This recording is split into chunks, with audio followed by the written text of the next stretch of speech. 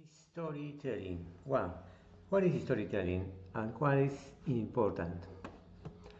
What it is important? Answer. Storytelling is the art of using words, images, and other media to create a narrative that engages an audience. It's a fundamental human activity that allows us to connect with others on an emotional level, share experiences, learn from each other, and build relationships. Two, what are the key elements of a good story? Answer. A good story typically includes compelling characters that are relatable, believable, and have clear motivations. A strong plot, a well-structured narrative with a clear beginning, middle, and end, including rising action, climax, and falling action. Conflict, a center conflict that drives the story forward and creates tension. 10. Underlying message or moral that the story conveys. Vivid language and imagery describe language that helps the audience visualize the story. 3. What are the different types of storytelling? There are many types of storytelling, including narrative storytelling, focuses on a chronological sequence of events. Descriptive storytelling emphasizes sensor details to create a vivid picture in the reader's mind. Mythological storytelling relates tales of gods, heroes, and natural beings. Folk tales, traditional story passed down orally through generations. Fairy tales, stories often featuring magical creatures and happy ends. How can storytelling improve communication skills? Storytelling can enhance clarity and consistency in communication, improve the ability to structure or organize thoughts effectively, increase audience engagement and memorability, develop empathy and understanding by allowing us to see things from different perspectives. 5. What are some common storytelling mistakes to avoid? Answer. Info dumping, overloading the audience with too much information at once. Weak character development, creating flat or unrealistic characters. Unclear plot points, leaving the audience confused about this story's direction. Overusing cliches, relying on predictable and overused plot device. 6. How can you make your storytelling more engaging? Answer. Use vivid language and sensory details. Incorporate humor, suspense, and emotion. Use strong visual and imagery. Connect with audience on an emotional level. Practice your delivery and maintain eye contact. What is the role of storytelling in education? Storytelling can make learning more engaging and memorable for students. It can help them develop critical thinking skills, improve their understanding of different cultures, and foster creativity and imagination. 8. How is storytelling used in marketing and advertising? Storytelling is a powerful tool in marketing and advertising. Brands use stories to connect with customers on an educational level, build brand loyalty, and create memorable experiences. 9. What is the difference between storytelling and simply narrative events?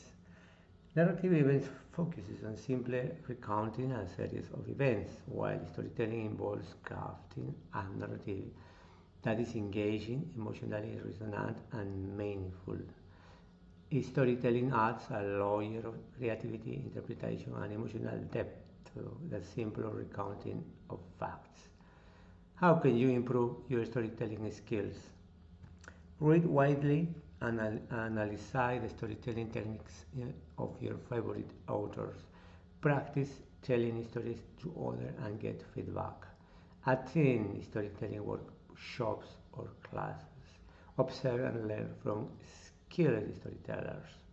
Experiment with different storytelling styles and techniques.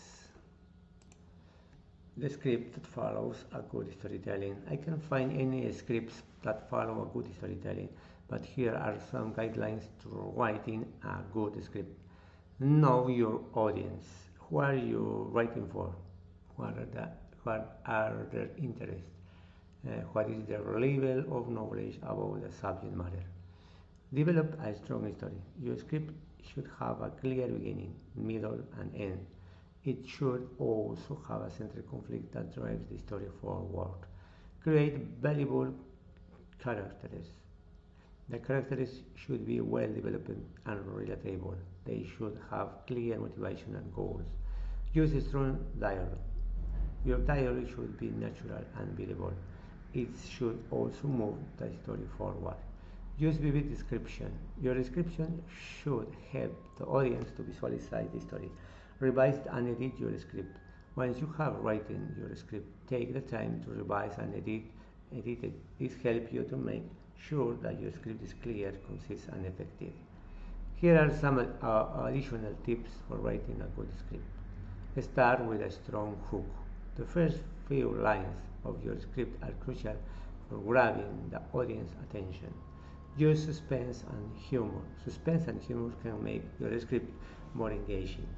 Use strong visuals. If your script is for a film or television show, make sure to use a strong visual to help the audience to visualize the story. Use music and sound effects. Music and sound effects can add to atmosphere of your script. Book reading 6. Protect. When you say protect, we are talking about cybersecurity and insurance. Two of the most important ways a child can learn to be safe in our world today. Online security is rarely taught to kids, especially when teaching financial competency, yet we know it's a crucial key skill for our kids to learn an ever increasing technological world. There are more threats to our data, our information, our safety than even before. There are scary people in the world who want to hurt our kids. We cannot hide our kids from this reality. Instead, we must prepare them. In many cases, children or teenagers are more tech savvy than their parents. Just ask any parent whose 5 years old made an app purchase on their iPad without the parent even knowing it. However, young people lack the intuition and the wisdom to know when they may be getting into trouble or giving away too much information.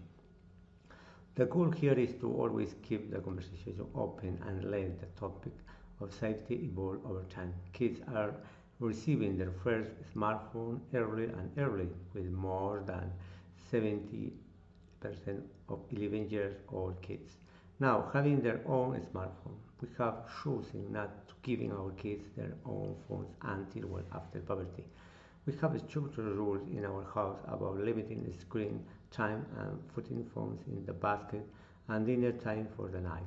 We also don't allow teach inside the bedroom or even through the dinner table economy app that we consider it good for each for parents.